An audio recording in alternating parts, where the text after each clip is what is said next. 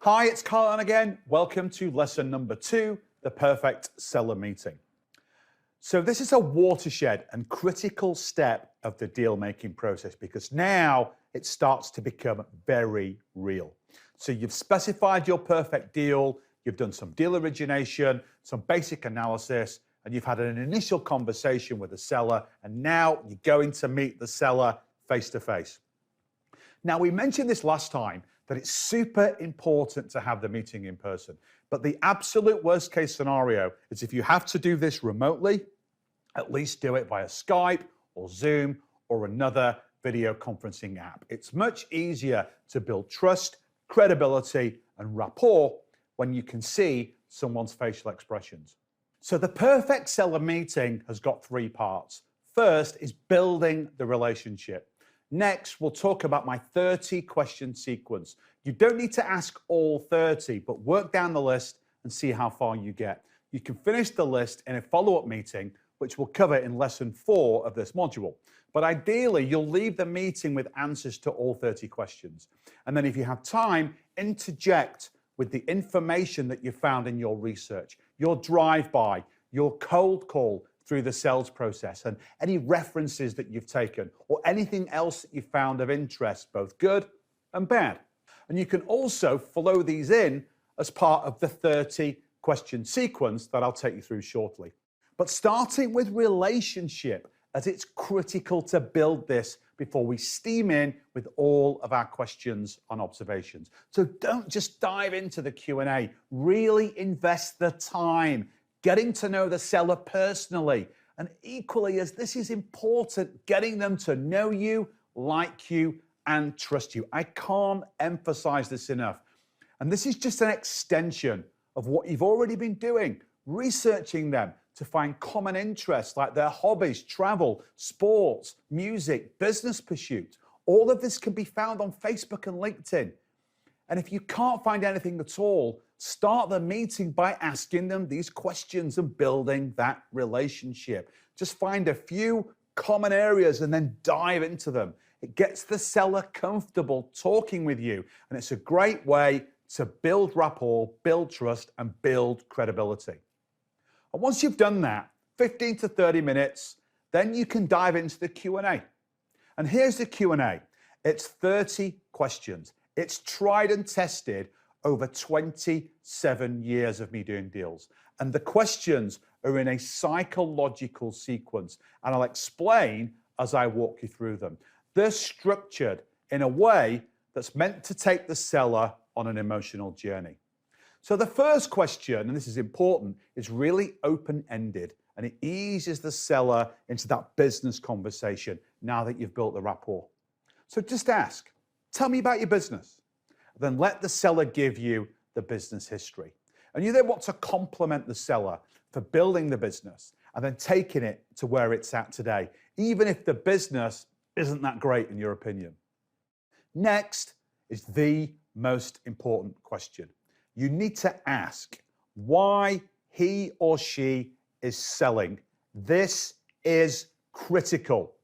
Remember point 2 in the perfect deal triad. We want sellers that are highly motivated. If the seller tells you that he or she just wants to cash out and go and do something else, it's likely the deal will not be economic for you. You want a seller that's frustrated, wants to retire, burnt out, and wants a safe pair of hands to take it over. Next, you want to move into business development. How does the business win new customers? What is the sales and marketing process for business development? What you may well find is the business doesn't do any. It's crazy. Most businesses I speak to, this is nuts. They only generate revenues by repeat customers in their business and word of mouth referrals. And you can probe further on that in question number 4. So just ask, roughly, what percentage of your revenues come from existing customers and referrals versus new customers that you generate? And virtually all businesses that I see, more than 90%, new customers generally represent less than 20% of their total revenues. This is a big opportunity for you Because when you buy that business and then you implement your marketing, you can grow that business massively whilst relying on its existing customer base and existing referrals. Question number 5 is also open-ended. We went open-ended, direct, open-ended again. We want to know what the business is really about. So what activities generate the bulk of financial performance? The 80-20 rule, Pareto's principle. That's important to know. And this can either be product-driven, service-driven, process-driven, or customer-driven, which leads into questions 6 and 7. Because you want to know who the best and worst customers are in the business. And we all have them. I fired customers before in my businesses. They were either loss-making or the contribution to my business wasn't worth all the hassle of servicing them. All businesses have them. It's actually really cool to fire a customer. Next, you want to see how often the business communicates with its customers. This is important for all businesses, but for online businesses, it's especially important. And one thing I found a lot in my years of experience is just how badly a job most businesses do communicating with their customers, especially the historic customers that for one reason or another don't trade with the business anymore. And I ask that question because when the answer is not very much, I know it's another massive opportunity to grow the business. Now, questions 9 through 11 dig into the competition. Every business has competition, so don't let a seller fool you. Carl, we don't have no competition. We're unique. Even if that was the case, and I've never seen a business in 27 years that has zero competition, you still have competition for what I call share of wallet. Now, customers only have a certain budget, and businesses are competing for as much of that budget as possible. So I always ask a business, who are the top 5 competitors? And I also want to know, how does that business beat them to win in the market? Or vice versa, how do competitors beat you to win your business? Because that also then leads into question number 12. What are the key USPs of the business, the unique selling proposition? What makes the business special, unique? Is it service? Is it quality of product? Is it price positioning? Is it reputation? Or maybe it's a combination of all those things. I'm looking to see what the essence of the business is that makes it really powerful in the market amongst all of that competition. I can then go and check out the competition, and potentially some of these could be additional acquisition targets. And then next, I dig into the financial questions. You can only do that if you have numbers, and you probably will if the deals come through a broker. If the opportunity came from a direct approach or networking referral, social media activity, you're probably not going to have any numbers, or you'll only have numbers at a very high level, like current revenue and profit. When you don't have historical data to compare the current data to, it's harder to get all those business financial trends. So I then shift track again, and I ask the seller another important open-ended question. And this is a fun question. I ask them, I say, hey, if you weren't selling the business, how would you grow it? What would your vision be? What would you do? And I love asking that question because psychology at play, you get the full range of emotion. And it's a great way to see if you have that right motivated seller. So what you're looking for is initial excitement about the opportunities. You need to really see it in their eyes, which is why this has got to be face-to-face or at least on Zoom. But once the seller, they paint the picture of growth, then you want to see that fatigue in their eyes, that realization that they're just not up to continuing to hustle and grind and grow and work hard, that they don't have it in them. That's the perfect seller for you. It really is. Now, questions 15 to 17 pertain only to deals that are broker originated. If it's not a broker deal, then these questions are irrelevant. For a broker originated deal, you need to know how long the business has been for sale, and the broker may have already told you this. And ask the seller if there are any offers that they've rejected and or current offers in on the table. This will tell you if the seller is looking to create some options. Now, if offers have been received and rejected, politely ask why. You may not get a response, but it's a golden insight if you do. You know, again, that you have the right seller when they tell you the offers were rejected because it was the wrong buyer, not trustworthy, didn't build the relationship, isn't perceived as that safe, trusted pair of hands to take the business forward. With questions 18 to 21, I'm drilling into that SWOT analysis. What are the strengths, weaknesses, opportunities, and threats facing the business today?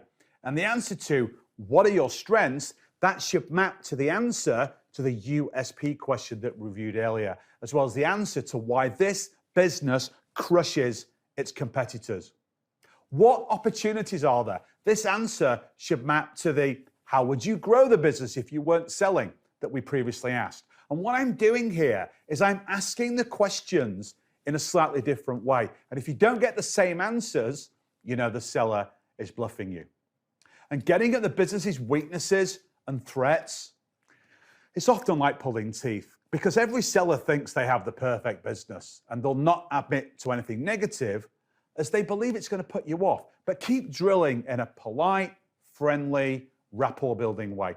And it's important information that you must have directly from the seller, that if you've done your research and you probably already have a pretty good idea of the answers.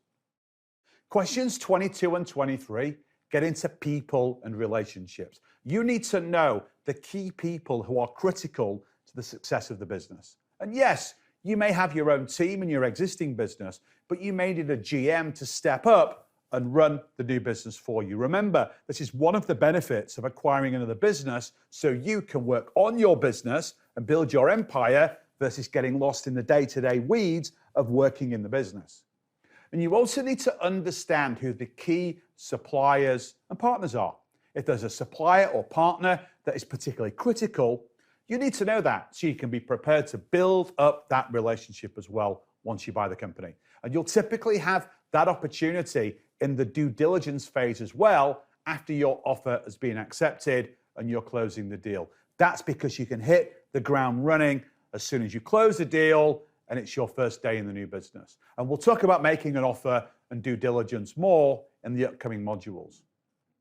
Question 24 is also key because typically sellers don't tell anyone connected to the business that they're considering selling, which is often why you have to be incognito when you're going to visit the business. But I always ask if the employees know that the business is for sale, because sometimes the employees aren't notified until the day you close the deal. But you'll definitely want to speak to the potential GM or other critical employees as part of your due diligence process, and the seller will put those people into his confidence or her confidence.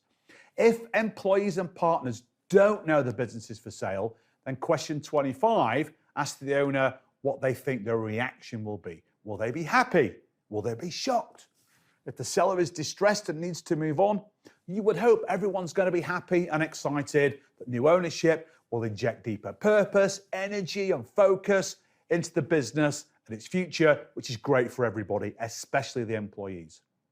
I then start to wrap up my questioning by revisiting that legacy and safeguarding, reinforcing why they want to sell and what's truly important to them in the deal. How important is it to them that their legacy is maintained, even strengthened post-closing? How attached are they to their brand?